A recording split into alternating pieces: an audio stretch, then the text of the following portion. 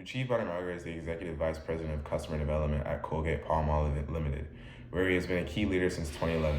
Renowned for his omni-first mindset, he has successfully led teams to achieve sustained growth and enhance customer engagement in markets such as India, Malaysia, Brunei, and Indonesia. Before joining Colgate, Ruchir gained valuable experience over 7 years in various sales and marketing roles at Asian Paints. He holds an MBA from the Symbiosis Institute of Business Management in Pune and has been a part of Colgate's prestigious Asian Leadership Experience program. Ruchir is someone who has been able to step aside from the pack and find success in and more important purpose.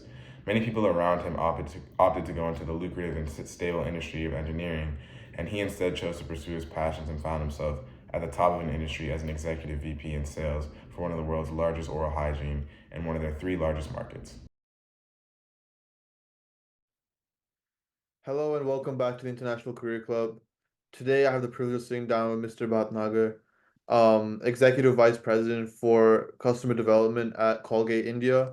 He has previously been employed in Southeast Asia and other regions and has been essential to some of the functions of a multinational corporation in the field of marketing. How are you today? I'm doing really well, and thank you so much for having me over here. It's a great privilege to be able to speak to you and to a lot of young minds. I believe the stuff that you're doing here is great. I only wish if when I was my age, I had this entire repository of multiple professionals talking to me about multiple fields. I mean, that's extremely valuable, and I can imagine what a lot of kids like you and others would be feeling while making career choices. So yeah, I'm honored to be here, and I'd love to share some of my experiences with you guys. Right, for sure. And I mean, a conversation I've had with you in the past in the field of marketing has led me to come and do this project. I noticed the value in speaking to you about marketing when I was going through different options in the field of business. And I understood the value of your perspective, your experience, and the choices you've made. Um, so starting off with choices you made, going back not too long ago, you're very young. Um, you chose your educational path. You first went into the sciences and made a switch and got an MBA and decided to take a different turn in your career. How was that decision making done? Yeah, well, that's a fun story, and worth sharing. But when I was in your shoes, down at the time when I was in school, and I was looking at my undergrads and grads.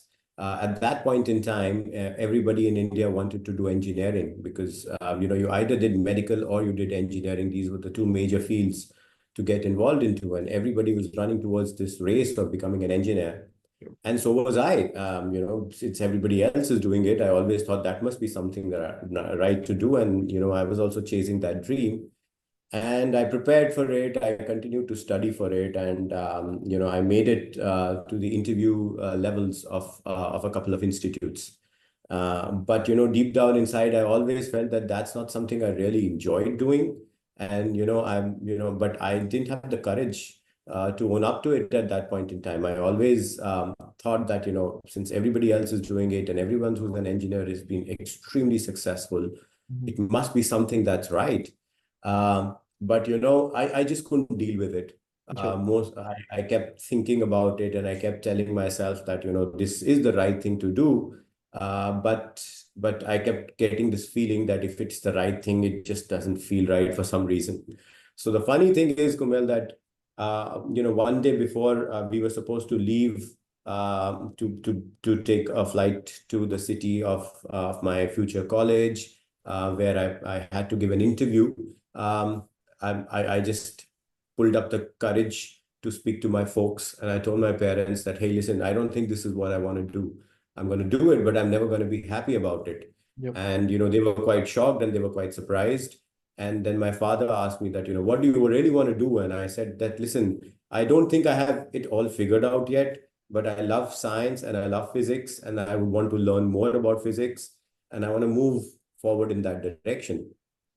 Well, it was difficult for them to digest it, but my father put his faith in me and he said, listen, it's okay. I'm going to let it be. You do it, you figure it out. Just make sure that whatever you do it really well. So Yeah. that's the fateful night when my life took a turn, Yeah. and I decided not to take that flight. I did not go for that interview, and I went in and applied in physics in the University of Delhi.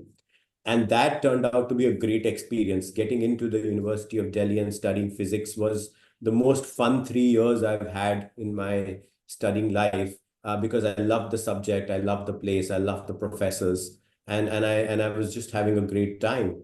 But through the time, as I learned and I continued to study over the 3 years of undergraduation, I realized that while this is great and this is fun, I also started to look at some more serious career options. And can I make a career in physics? Can I make a career in sciences?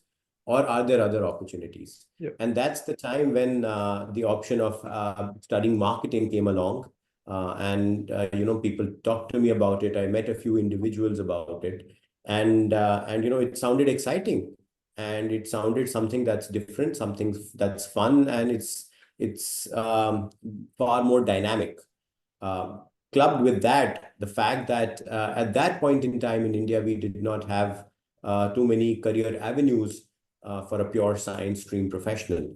So with that, I tried a couple of projects with a few of my colleagues, friends, parents, companies, and they turned out to be a lot of fun.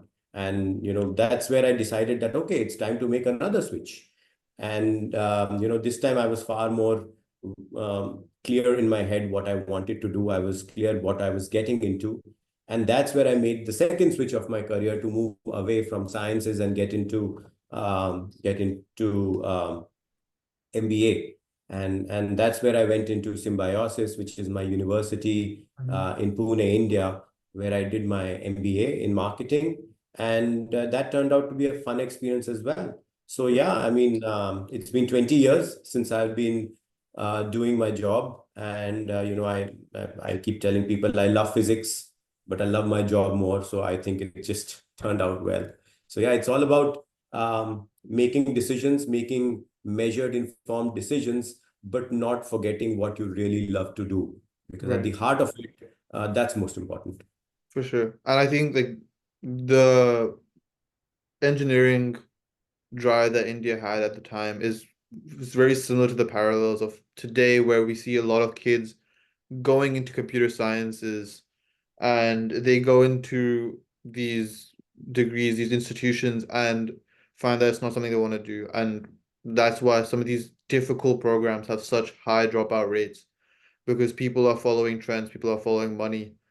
Um, and I think the experience of following what you want to do is pretty valuable. And it's something that people don't hear enough because a lot of parents do say the future is AI, the future is computer science. So it is difficult to then steer yourself in a different direction and do what you want to do, Absolutely, I agree. for sure. Um, I want to fast forward to your career in corporate at Colgate. You worked in India for a considerable number of years. Was moving out of India ever on your radar? So I always wanted a global career, and the roots of that were sown in my initial years when I started my career post my MBA. And I was fortunate enough. I've only worked for two companies till now. I started off with a leading paints manufacturing company in India called Asian Paints. They're the number one paints provider in India. And as I started my career with them, I was fortunate enough to be part of their management trainee program. And that program allowed me to travel the lengths and breadths of the country, uh, and gave me experiences that I could never forget.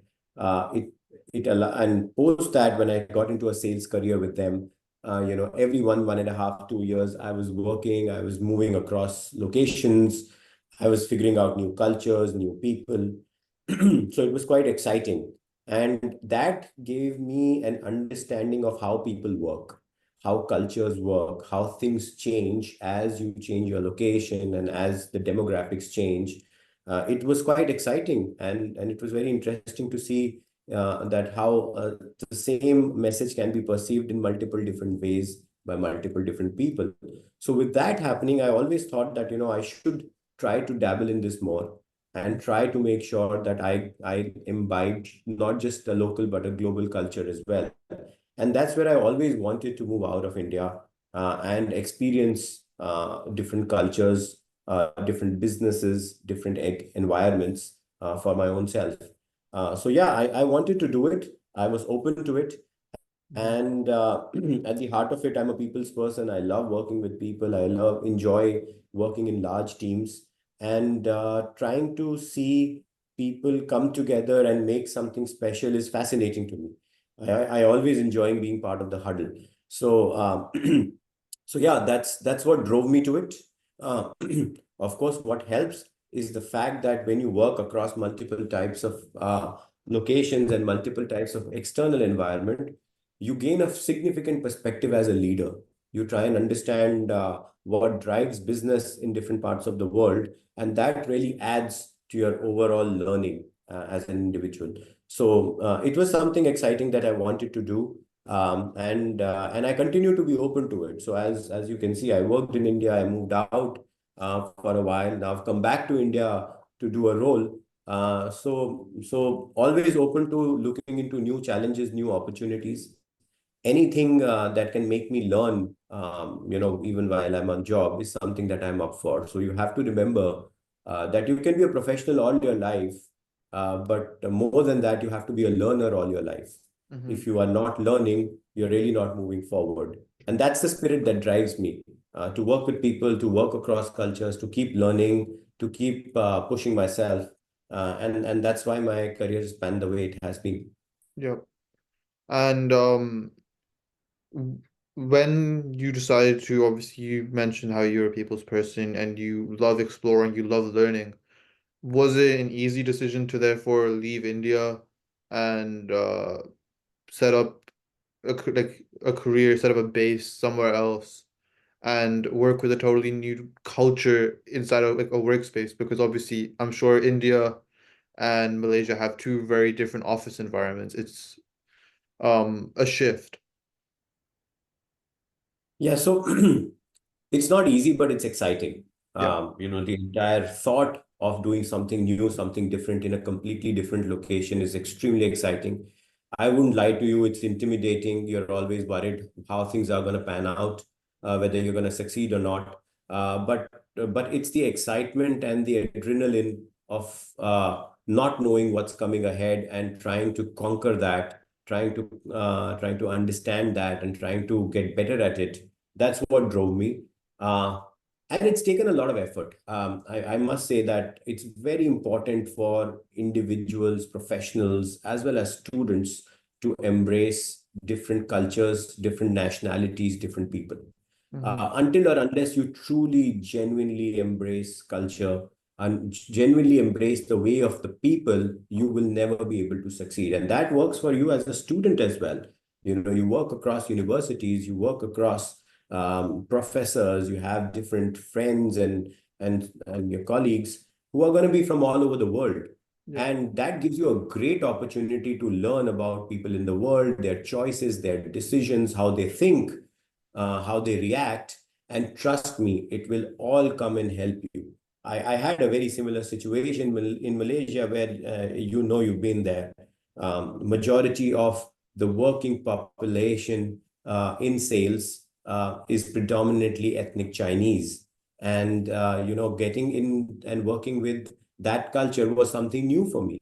And it is not easy for people to accept outsiders to come in as their boss and start working with them. It takes time for people to accept you. So I had to work hard at it. But one thing that has always helped me and has always been my mantra is you have to roll up your sleeves, get your hands dirty, get involved in the huddle. So Yeah. I've always tried to be among the people. Wherever there were, I took over a business which was really challenging. And, it did require me to get involved and Yeah. not just give directions and guidance to people, but also get involved with them, cover the trade with them, understand what they're facing. And the most important thing is acknowledge the challenge that they're in and Yeah. slowly start making that change, showing them the ropes and making that difference. Once you start doing that, once they realized that I am not an outsider who's just here to give them directions, but is someone who genuinely understands and who's genuinely trying to learn, that's where people warm up to you. That's where they start trusting you. And that's the time when that bond is formed. Understood. Today, I'm very fortunate to say that I have one of my closest friends from my different work groups across the world. Some of them are based in US, a couple of them are based in Germany, a couple of them are based in Malaysia, and they reach out to me for advice. They reach out to me to share good news. They reach out to me at their low moments. So that establishing that trust is very important. Yeah, And yeah, that's the excitement of it. So it's not easy, but it's exciting and it's a big learning step. And I would give the same advice to you guys that, wherever you go, wherever you study, be amongst the people, be amongst that country, learn about that country, that location, that state, learn their way, learn the culture, learn the food, learn why they are how they are. It's going to become a part of you and you're going to become a truly global professional. for So sure. yeah, that's a lot of fun.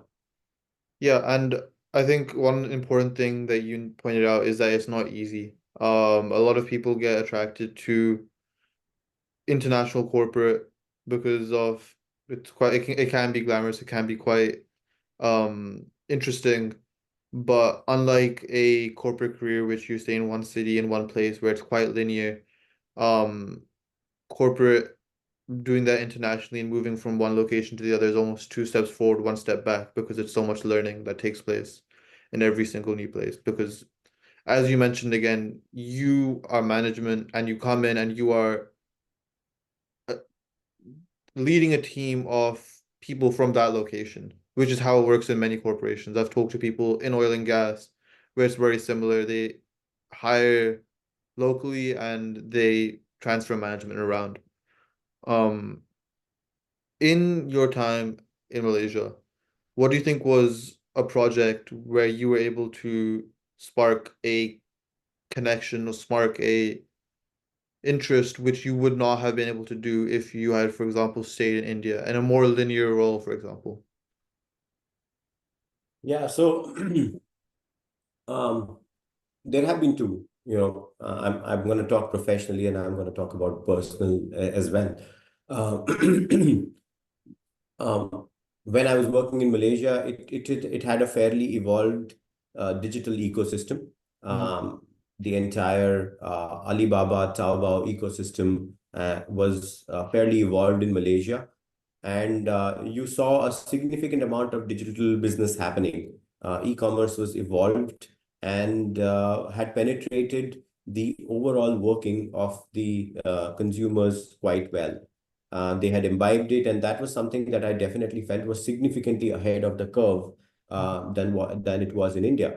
The good thing was that since it's an ecosystem based out of China, our teams in China were extremely adept at managing it. So that gave me an opportunity to work across not just Southeast Asia teams, but across China, across Singapore, across Thailand, and that was terrific learning. Again, despite having worked for about 15 years, I literally felt like a student again because I had never done this before. Yeah. And I was quite skeptical about doing it. To walk into a business and not know what's happening or not know the ways and means of that business is pretty scary. Yeah. And it becomes even more scary when you are the one who's supposed to lead it and there are 10 people looking up to you for directions. And that was a really humbling experience for me because it tells you that you're always learning. Yeah.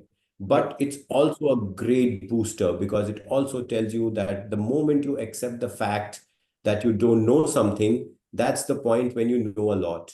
And that's where I requested for a trip to China. I went and spent about a week with my colleagues in Shanghai. I spent another week with my colleagues in Beijing. I met the senior leadership of Alibaba, Jingdong, and that gave me a huge perspective of how the business works. It gave me an understanding of how things work. That then coupled with the knowledge that I had of the Malaysian consumer became extremely powerful combination for me. And that made us one of the most successful digital commerce hubs in the entire Southeast Asia. In fact, we became not just a significant business growth driver, but also a significant P&L contributor to the entire region's balance sheet. So that was great. And that's something that I bring back with me as I come back. So yeah, professionally that was great. Personally, I think it ignited a love for me for the outdoors. We had a group of people in office who would always try to sort of go out, try and make sure that we have these weekend outings, try and make sure that we have these opportunities to do fun stuff whenever we are going for our trade visits. And as you know, Malaysia is a great country. It's got fantastic outdoors and it's got great opportunities. So that is something that was new. I had never seen that in India, and that sort of sparked my love for the outdoors. And I try to pass that on to the kids as well. So yeah, that's something that I brought back with myself and has become a part of me now. Right. And as we touched on your personal life, you then decided to make the decision to move back to India. I'm sure there were complexities with that decision making. Um, what was that like on the professional side? Was that an easy decision to make to go back to something where you're already familiar and maybe obviously you're gonna be learning more 'cause it's a more senior position and you're in a completely different role than when you left. But on the personal side, I'm sure there was some uh desire to maybe stay back or find another international role. Yeah, absolutely. It was not an easy decision to make. That's clearly a choice between professionally what do you want to do, and personally where do you want to head. Yeah. But professionally it was a no-brainer. India is our number three market in the world. It's huge, it's massive. We are a giant oral care company in India, and the challenges are immense. So it was a big step up for me, and therefore personally it made perfect sense to just fit in.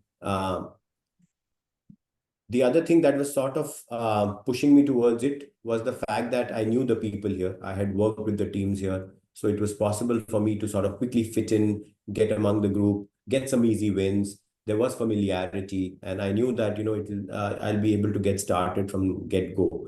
So yeah, there was a lot going for it at the professional front. But yeah, at a personal front, there were a lot of other thoughts that why go back to something that you've already done? Why not trying something new? Why not look at a different culture, different country, different location? So those thoughts were also there. However, I chose the professional bit ahead of personal. And the reason was that I felt that I'm going to grow professionally as an individual when I take on such a big opportunity. It had high risk, but then it came with high rewards. This is a role that offers you to be part of multiple projects, which are leading projects for the globe, and therefore allow you to have interactions with the global leadership, allow you to meet senior leaders and understand, shape the future of not just CP India, but also shape the future of global.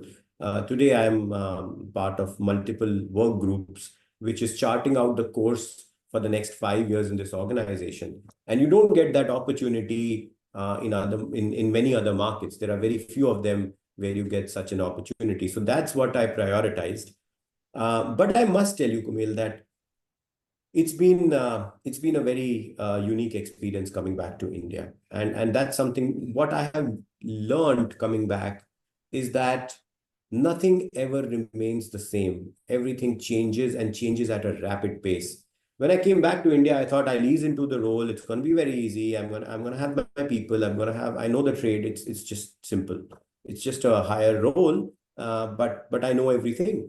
But I was shocked to see how the trade had evolved, how business had evolved, and how dynamic the country had become. With the diaspora and the demographics of the country changing, digital commerce had become huge, grocery commerce had become huge, and the business that I had left behind was not the business that I was inheriting. It was completely different. So again, that was a big learning moment for me to understand that things continue to evolve, things continue to change. So never ever tell yourself you know it. Yeah. No matter whatever field you've chosen, whatever you've done, you may be a super expert at that, but you should never tell yourself that you know it all, because you don't. And and when you start looking at it with a fresh pair of eyes, phenomenal perspectives open up. So I'm very happy that these 2 years here have been a phenomenal learning experience for me. Have Hmm. contributed to the growth of the organization, to market share evolution, to category evolution of the organization. But at the same time, I have added to my own growth. Yeah. I've learned new things here which I would not have, and I would have missed out had I not been part of here. So making sure that you always have that quest for knowledge, and make sure that you utilize your experience and the newly acquired knowledge to create something unique. That's the secret sauce, I believe. You're an expert at a field, you're experienced at a field, but you don't know it all. So always be eager, always learn, always be inquisitive about things, because anything that you're not inquisitive about, you'll never get to know it, and then that's a road that you may just end up missing. I mean, I can tell you, to even today, I love my job, but I love physics as well.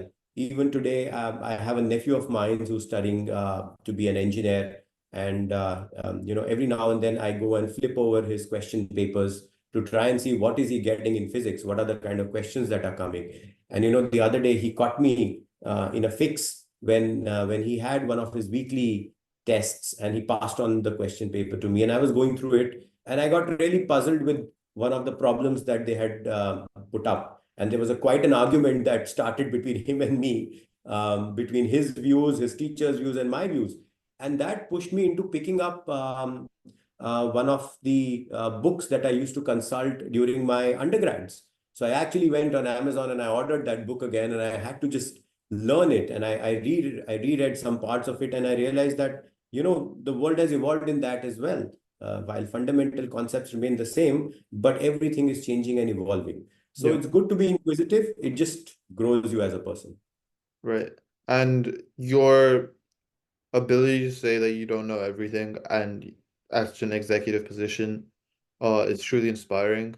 And it actually makes me think back to something that I heard somewhere on a podcast. It was a young millionaire who's in the field of digital marketing. He started a digital marketing agency, and he says his friends who are even billionaires, they feel like they aren't meant to be where they are. They feel uncomfortable where they are. And he realized that once you start realizing that when you're uncomfortable, you're growing, that's when you're able to grow even more.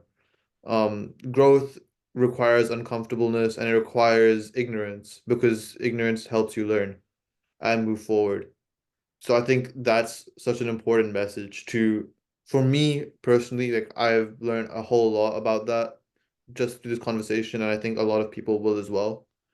That even people at the forefront of businesses, they don't have it all figured out, but they're learning, and that's the most important part, that they have the capacity to learn. Um, for the future, do you have any plans? Where do you see yourself moving? Is it further up the chain in India, or do you think you can take another challenge somewhere else in the world? Um, what do you see? So again, I've charted my future course, which not only will entail a different geography, but will also entail a different job, hopefully. Hmm. I've been a sales professional all my life. I now want to do something different. I want to take over a general management position, which not only runs sales but runs all functions and runs a country independently. I want to do something in that direction, something that gives far more leeway to managing P&L, because that gives you exposure to multiple functions and how things evolve. And that's truly an ownership of a business. So that's something that I want to do. And I definitely want to do it in a unique and a different location, in a unique and a different business environment, Hmm. so that I learn something more about how things click in other parts of the world. So yeah, I'm geared up, I'm ready. Potentially in a year or so's time, I'm probably gonna try to get there, try to learn new things there, with the spirit of being inquisitive always, and the spirit of trying to add something to your own self is how I intend to move further. Fantastic. I think that's great. I'd like to thank you so much for sitting down with us today. I think more than marketing, we learned a lot about how to go about life in the professional world.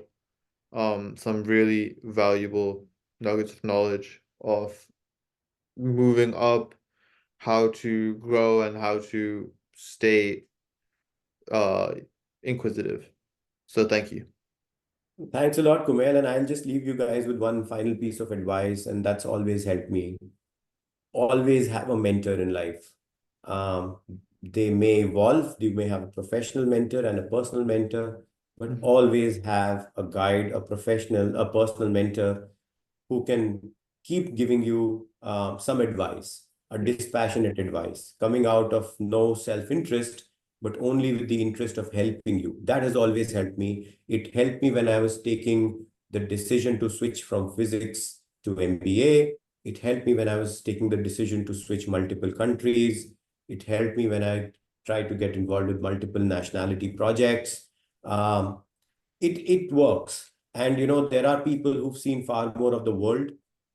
They can never tell you what you should do, but they can always tell you how it worked out or didn't work out for them and the people they know.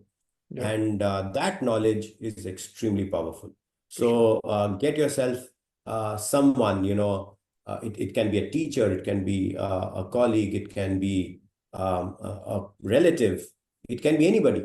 But learn from them, understand, and be open to listening. That'll really help you figure the ways out.